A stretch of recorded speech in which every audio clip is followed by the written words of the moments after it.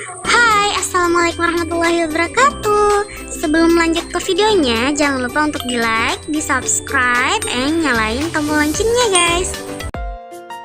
Kelompok 1 beranggotakan Antal, Anjarus Madina, Dewi Wulandari, Aulia Nasir, Ainul Fitria akan membahas terkait penyebab munculnya kekerasan. Ini merupakan tugas dari mata kuliah kajian konflik sosial. Seperti yang kita sering lihat di media maupun kehidupan nyata, kekerasan adalah bentuk lanjut dari konflik sosial. Dalam kehidupan sehari-hari, kekerasan identik dengan tindakan melukai orang lain dengan sengaja. Secara etimologi, konflik sosial adalah pertentangan yang masing-masing pihak di dalamnya berupaya untuk saling menyingkirkan. Konflik sosial yang terus berlarut tanpa solusi akan menimbulkan keadaan baru, yakni kekerasan. Secara definisi, kekerasan adalah perbuatan seseorang atau sekelompok orang yang menyebabkan cedera atau hilangnya nyawa seseorang atau dapat menyebabkan kerusakan fisik atau barang orang lain. Secara sosiologi, kekerasan di lingkup sosial mungkin saja terjadi karena adanya pengabaian norma dan nilai sosial yang berlaku di masyarakat tersebut oleh individu atau suatu kelompok. Oke, melihat perlunya penjelasan mengenai kekerasan di masyarakat, beberapa ahli mencetuskan teori konflik mengenai proses terbentuknya kekerasan sosial di masyarakat seperti berikut ini. Teori konflik sosial.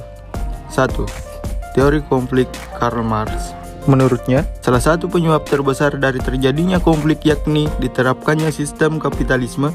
Dalam sistem ini, kelompok pemilik modal atau bourgeois mengalami konflik melalui ketimpangan yang terjadi dengan kelompok proletar atau buruh.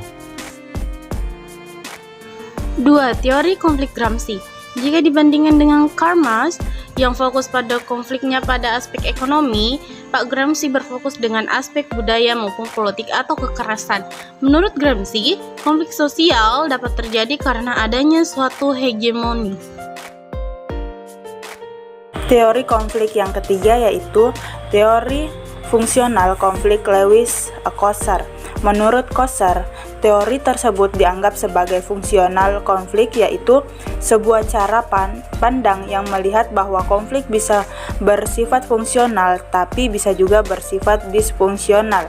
Bersifat fungsional artinya konflik bisa memiliki fungsi bagi masyarakat seperti memperkuat persatuan kelompok dan juga sebagai alat untuk melawan ketidakadilan sehingga mendorong terjadinya perubahan. Konflik menurut Kosar juga dianggap memiliki sisi yang disfungsional, artinya justru mengganggu keharmonisan di dalam masyarakat.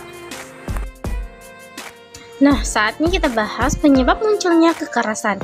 Setelah bahas konflik, kita tentu tahu kan ujungnya dari konflik mengarah kemana? Nah, tentu saja mengarah pada kekerasan. Kekerasan sendiri terjadi karena beberapa faktor yang mempengaruhinya. Jadi ada 3 faktor penyebabnya, yakni faktor individu, faktor kelompok, dan dinamika kelompok. Faktor yang pertama yaitu faktor individual. Perilaku agresif seseorang dapat menyebabkan timbulnya kekerasan. Faktor penyebab perilaku kekerasan menurut teori ini adalah faktor pribadi dan faktor sosial.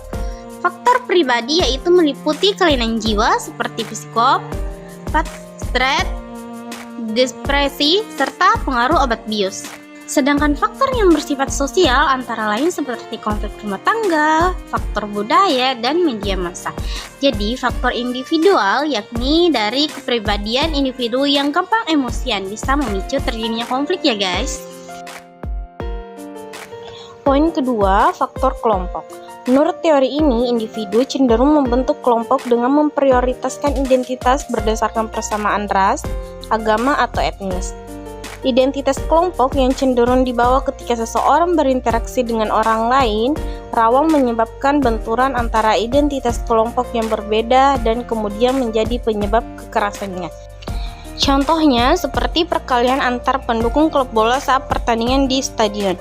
Selain itu, ada juga kekerasan berbau rasial yang terjadi di Afrika Selatan dan Amerika Serikat pada orang yang berkulit hitam, serta di Indonesia pada kerusuhan Mei 98, yaitu kekerasan terhadap kelompok etnis Tionghoa. Faktor yang ketiga yaitu faktor dinamika kelompok. Kekerasan dapat timbul karena hilangnya rasa saling memiliki yang terjadi dalam kelompok.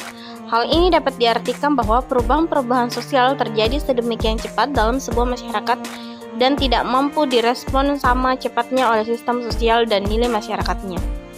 Seperti contohnya bisa dilihat dari masuknya perusahaan internasional ke wilayah pedalaman Papua yang membawa berbagai teknologi, perilaku, hingga tata nilai yang berbeda. Hal ini menyebabkan masyarakat setempat merasa terasing dan muncullah kehilangan rasa. Oke, cukup sekian dulu video kali ini. Terima kasih yang udah nonton dari awal sampai akhir video. Sekian, mohon maaf atas segala kekurangan. Wassalamualaikum warahmatullahi wabarakatuh.